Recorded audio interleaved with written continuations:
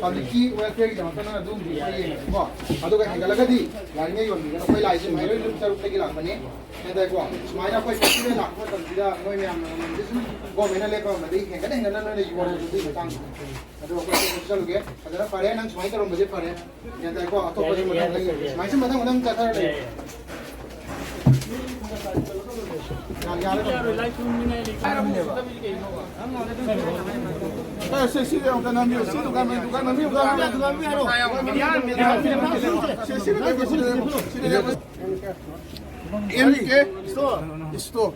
MK store. Hariba Dukan se han akhona mamangda akhoi Maheiroi lup taruki apunba amana laksera matam da haitar aduga price list sira akhoi print thokpira matam da thepiuna harama matum da hawa sadar haitar ngasizu price list asa thelam leitana ngasi bauda yoningba mamanda yondana ose sing asa masi thamamni haitare kari sabai da no lui ka sabai da sega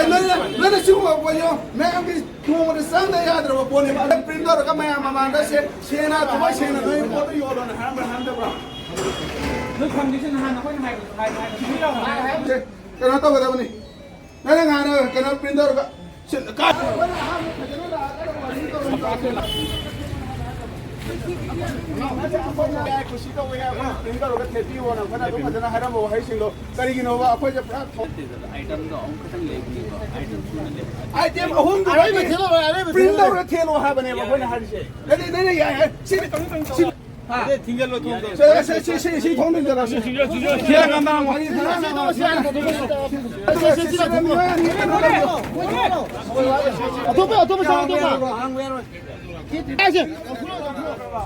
narang ko ay dukan sa paitong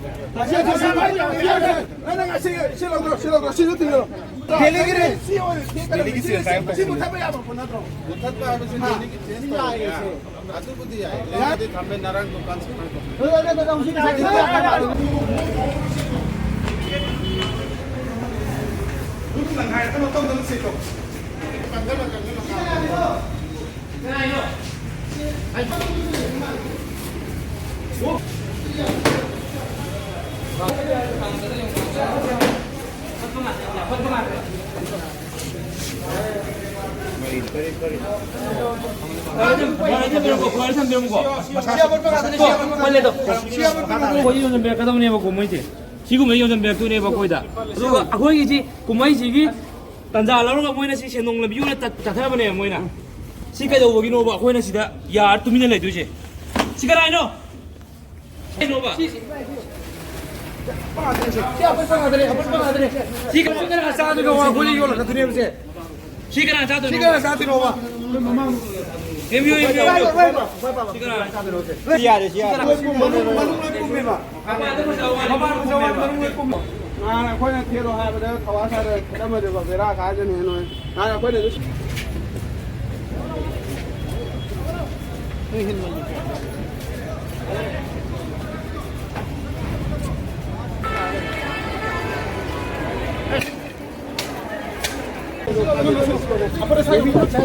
अच्छा है खराब नहीं है ये क्या है ये क्या है ये हम लोग नहीं ना बेच Seri, Maheiroi Taruki, Coordinator, Jam Rosan, Mr. President, na koi ki ahong khat thamdinge mamangda koi Maheiroi Tarukna, koi ki ngon chako mari leina na, koi ki mayam na khanari ba, Paodamkhol Kaikhel, bazar hai na koi mafam singda koi chalaga, pot singi maman tang na yonbra, amadi price list, keto bra hai dana koi yingselani hai bagi matungina, koi ngasiga nirak suboina, koi Maheiroi Taruk na koi yengba koi chasabani Maheiroi Taruk MSU MSF Desam KSSU amadi MSki Homi singna asisu koi ki miyamgi dinpham oiriba yellow group singi natraga mapal lomdagi laklaga lalon idik tawriba mafam habidi miyamna Paodamkhol Kaikhel natraga bazar haina khangnariba mafam masida aikoi Maheiroi Taruk na koi ki mamangi pot singi maman singa sigi price list hekra habiduki yengsan ba khongset amakhakni masida khoi mafam masi nyamgi yellow fruit singi tin pham oriba kun pham oriba marketing amakhak oriba mafam masida aikoi gi religious ki oiba festival habidi maitai pangan gi oibe ai maitai gi oibe ai ani christian setpa christmas ki gangai gi oibe masiga mari leina rakpa matamda aikoi gi amata ngairaba manipur miyamgi tinfam oiriba mafam asida koi pot sei leiraka koi gi harau kumai festival sing asi pangthokna gadoini masida koi gi yam nungai taba thokdok haitare ngasi koi Maheiroi Taruk yengsin machafa matamda keben pidina piriba koi gi pot sei gi maman habadi nongmar changdaba yadraba sejel kamutis mya mama koi maman khetana koi Yollamba koi thengnaki madu koi dukan adu koi minute 10 kun koi thong tinjala matungda koi police ta sinarakan koi price ni khelalakana mu khamu haibagi aduguma wafam sing thamki aduga ani subuda koi ki haira yomfam habadi ningon chagaw mai leina na koi ki ningon sing mapam na chatpa matam da pugodaw ra haira sing asi yam gum sadaba koi ki maman sing chap chap maman sing leitana Yollamba thengnabadagi koi ki thomi Maheiroi sing thomi na koi dukan sing adu koi thong nosan bagi mami do koi puna mangna khamina kre ai koi ki religious ki oiba himinari ba group singi matam matam gi harau kumai amadi festival la ku matam da miyamna koi ki mafam amakhak oiriba Paodamkhol Kaikhel baza haina khanari mafam da laklaga koi pot chai leigadoni ni masida koi ki laloni dik tawiriba singna koi thangoi sengna miyam gi khanbiraga awana yengbirakan chap chap maman yonbinaba aikoi honabi gadabuni masigumba aikoi gi pot maman tang yolagadi aikoi miyoiba miyam gi aikoi gi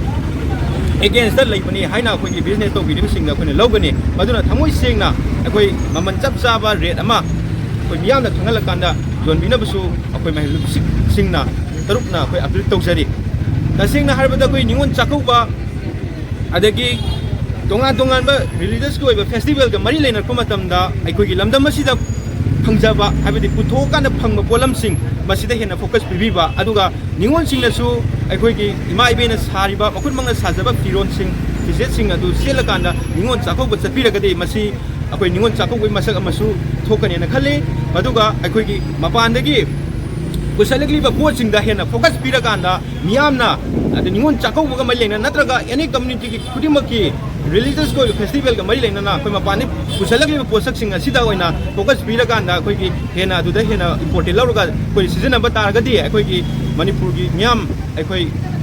similon da mi pandang mai bu oigani aikoi gi kunai da pangjaba aikoi iramdam da pangjaba posak sing sina koi hena mapung phaba mo hen gadong ne aduga Manipur lengang na so donga community singi aikoi gi religious ko oiba yamna related oiba aikoi gi posak sing asi ningon chakok bu da kari sangi Christmas da kari adagi maitai pangan gi it ki da kari haiba sing asi matam puna mak available ohenna bu so khana gadong ne example no pir da ningon chakok bu ge mari leina na koi treasury department na nga phangan bagi aikoi nga mela bu tawri masigum na koi gi miyam da hena wa pi dana ba Manipur lengang na so khana bam sangi minari ba khudimang na amat toina nungsina ba ana ayek yauk da ba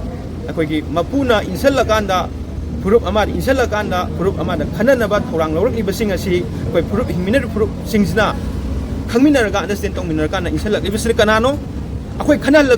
na ba silip sina kanano hai basima aikoi khangminar kanda akoi apun ba Manipur hingminar purup khudimang nungsina ba amat boiminar si hai basi Maheiroi Taruk tagi